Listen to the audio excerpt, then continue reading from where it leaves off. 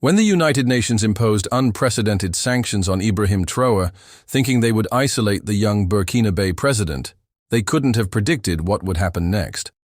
What started as international punishment became the catalyst for the most powerful display of African unity in decades. Tonight, we reveal how a calculated move to weaken one man accidentally strengthened an entire continent, and why global powers are now scrambling to undo what they've done. The morning sun cast long shadows across the corridors of the United Nations. Headquarters in New York as diplomats hurried through marble hallways, their faces etched with concern. In less than 24 hours, they would make a decision that would backfire spectacularly, creating the very outcome they were desperately trying to prevent. The air conditioning hummed softly in Conference Room 2046, a nondescript meeting space tucked away on the 20th floor of the UN building. Unlike the Grand Assembly Hall, where cameras captured world leaders addressing humanity, this room was designed for conversations that would never see daylight. The heavy oak table reflected the worried faces of 5 men who represented some of the world's most powerful nations. Ambassador Richardson from the United States adjusted his wire-rimmed glasses as he studied the classified intelligence report spread before him. The document, stamped with red letters reading "Eyes Only," contained detailed analysis of Ibrahim Traoré's recent activities that had alarmed Western capitals from Washington to Paris. "Gentlemen," Richardson began, his voice carrying the weight of years spent in diplomatic corridors, "we have a problem. Traoré isn't just another African strongman we can manage with the usual playbook. His anti-colonial rhetoric is spreading like wildfire across the continent." The French representative, Ambassador Dubois, leaned forward, his manicured fingers drumming against the polished wood. "The situation in Burkina Faso has moved beyond our comfort zone. Every site Claire visited ended up compromised, not always destroyed but exposed. Rebel groups who had hidden for years suddenly found themselves outflanked, targeted, eliminated. Yet she always walked away unscathed. Not once had her convoy been attacked. Not once had she needed extraction.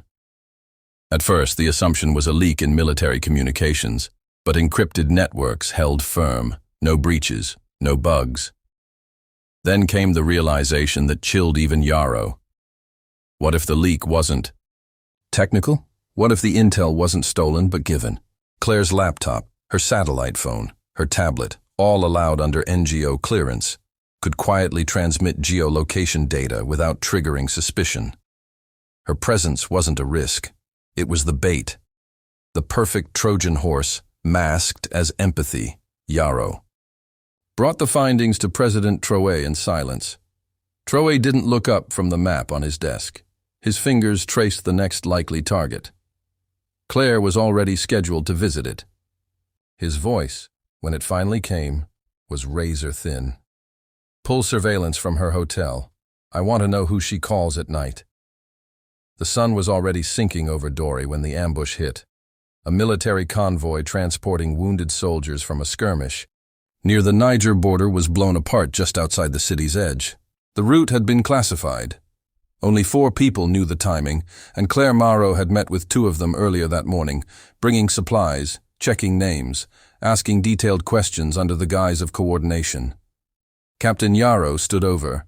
The wreckage that night, the scent of diesel and blood still thick in the air. A young lieutenant's body lay crumpled against a tree, his hand still clutching a radio. Yarrow's jaw tightened. He didn't need orders anymore. The pattern wasn't a pattern. It was a signature. Claire, of course, was unharmed. She had left Dori an hour before the attack, citing unforeseen scheduling changes. Her driver confirmed the alibi. So did the hotel. But her satellite phone pinged just 5 kilometers from the site, 15 minutes before the bombs went off. President Traoré received the report in his private quarters. He didn't speak. Instead, he paced the tiled floor of his residence in silence, eyes narrowed, voice buried somewhere deep behind clenched teeth. Claire's face was on the cover of a French magazine on his desk. "An angel in Africa," the headline read. He flipped it over. Later that night, Yarrow waited by the compound gates as Traoré emerged, jacket in hand, eyes like steel. He didn't bring his ministers, no press, no convoy, just Yarrow, and a decision heavy enough to shift the course of a nation. "She moves again," Traoré said, stepping into the jeep. "We follow." And as the engine roared to life, Yarrow asked the question that had haunted them both for days. "Do we arrest her for what she's done, or for who sent her?" Bobo Dioulasso Airport pulsed with its usual chaos. Vendors shouting, luggage carts rattling, foreign aid workers shuffling through security in pressed linen shirts. Claire Marot moved calmly through the terminal, scarf tucked neatly over her shoulder, passport in hand. She smiled at the guard who waved her through priority clearance, unaware, or pretending not to be, that two plainclothes officers were trailing her every step. Captain Yarrow stood in a maintenance corridor overlooking Gate 3, earpiece in, watching through tinted glass. President Traoré waited in a black SUV outside the terminal, engine running, his silence stretching like wire. The team had orders. No noise, no spectacle. But when Claire's suitcase went through inspection, the mood changed instantly. The customs officer paled. Inside the lining, a folded satellite uplink, military-grade encryption chip, and a badge, UN Blue. But the seal was wrong, fake. The materials were too clean, too perfect. Not humanitarian, intelligence. Yarrow moved fast. "Now," he said into his mic. Claire had just reached the boarding ramp when she was stopped. One man blocked the passage. Another took her arm. She didn't resist, didn't panic, just turned her head slowly and locked eyes with Yarrow as he approached. "This is a mistake," she said softly, almost amused. Then came the moment no one expected. Traoré stepped out of the SUV, crossed the tarmac alone, and walked directly to her. No guards, no press, just the president of the transition, staring down. A woman the world believed to be a saint. She leaned in, her voice barely audible. "You're not the only one who's been betrayed." Traoré froze, her breath still warm on his cheek. For a full second, the air around them thickened with something unspoken. Then his voice, flat and final. "Take her in, alive." Claire sat in the holding room beneath the presidential compound, her hands unshackled, her eyes sharp. The walls were bare concrete, the air stale, the silence deliberate. She hadn't asked for a lawyer. She hadn't asked for anything. She just waited. Captain Yarrow watched her from behind the mirrored glass, unease crawling under his skin. Traoré had ordered no interrogation. Not yet. Just observation. But it wasn't the spycraft that unsettled Yarrow. It was her calm, her certainty. As if this arrest was always part of her plan. President Traoré entered without ceremony. No security, no press, just him. A folder under his arm and the weight of a nation in his gaze. Claire looked up, folding her hands as if greeting a guest. "You've been busy," he said, dropping the folder onto the table. Photos spilled out. Burned convoys, bombed villages, intercepted calls, satellite coordinates. Her trail mapped like a crime scene. She glanced down, then back up. "You know those weren't my decisions," she replied. Traoré leaned in. "Then whose were they?" Claire didn't answer. Instead, she pulled a thin envelope from her sleeve and slid it across the table. Yarrow stiffened behind the glass. Traoré opened it. Inside were photographs, grainy but clear, of a secret meeting between a French oil executive, a Sahelian rebel leader, and a man wearing the insignia of a European peacekeeping unit. "You were never the target," Claire said, voice low. "You were the pawn." Traoré's jaw clenched. The pieces were shifting. She wasn't just feeding intelligence to Paris. She was unraveling it, and maybe, just maybe, trying to burn it down. He stared at her for a long moment, then quietly asked the question that had haunted him for weeks. "Why me?" Claire exhaled. "Because You're the only one they didn't expect to survive. The envelope didn't leave Traoré's sight for the next 12 hours. He locked it in a steel drawer, dismissed his aides, and summoned only one person. Colonel Fauna, Chief of Counterintelligence, a man who owed him loyalty from the trenches, not the palace halls. By sunrise, a second dossier lay open on the presidential desk. This one thicker, older, dirtier. It wasn't Claire Morrow who was rogue. It was the mission she'd infiltrated. Leaked communications between the French defense attaché and executives from a Paris-based energy consortium detailed covert operations, designed to destabilize the Sahel. The goal? Force resource-starved governments into lopsided mining contracts in exchange for military assistance. The rebels weren't just tolerated. They were assets, controlled chaos, and Claire, embedded to monitor the rebels, yes, but also to gather proof, not for France, for herself, for someone else. One document stood out, a transfer manifest for surveillance drones signed not by French officials, but a European Union humanitarian delegate. Traoré recognized the name.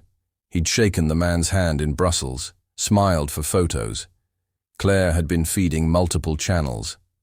The question now wasn't whether she was a spy, it was whose spy.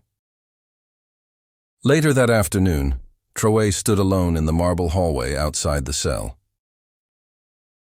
It would represent a fundamental shift in global power dynamics. The proposal on the table, Richardson said, opening a thick folder marked with the UN seal, is comprehensive. Targeted sanctions, personal asset freezes for Traoré and his inner circle, travel bans, arms embargoes, and most importantly, restrictions on international banking relationships for Burkina Faso. Dubois nodded approvingly. The goal is isolation. Cut him off from international finance, make it impossible for him to travel and build alliances, demonstrate to other African leaders that challenging the established order has severe consequences. And if it backfires? Asked Petrov, though. His tone suggested he already knew the answer. It won't, Thompson replied with British certainty. African leaders are pragmatic. When they see Traoré isolated and his economy collapsing, they'll distance themselves. No one wants to be on the wrong side of international law. The vote was swift and decisive. 4 nations in favor, 1 abstention from China. Within hours, legal teams were drafting the sanctions package. Intelligence agencies were preparing. Supporting documentation and diplomatic channels were being activated to ensure swift passage through the Security Council. None of them noticed Ambassador Chen's subtle smile as he gathered his papers, or the encrypted message he would send. To Beijing that evening, the West is about to make their biggest mistake in decades. Prepare to capitalize. The decision was made. The trap was set. What none of these experienced diplomats realized was that they had just lit the fuse on a powder keg that would explode in their faces, creating exactly the unified African resistance they were trying to prevent. The presidential palace in Ouagadougou stood majestically against the morning sky, its white walls gleaming in the intense African sun. Built during the colonial era but thoroughly reimagined by independent Burkina Faso, the building represented a blend of African architectural heritage and modern governance. Palm trees lined the circular driveway, where government vehicles arrived and departed with the steady rhythm of a functioning democracy. Inside his private office, Ibrahim Traoré sat behind a desk carved from local hardwood, its surface polished to mirror-like perfection. At 36 years old, he possessed the commanding presence that had made him a continental icon.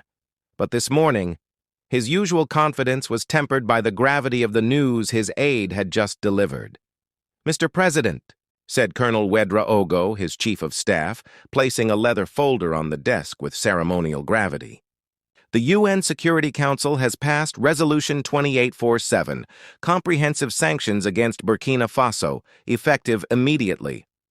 Traoré opened the folder, his trained military mind quickly processing the legal language that would reshape his country's International relationships, asset freezes, travel bans, arms embargoes, banking restrictions.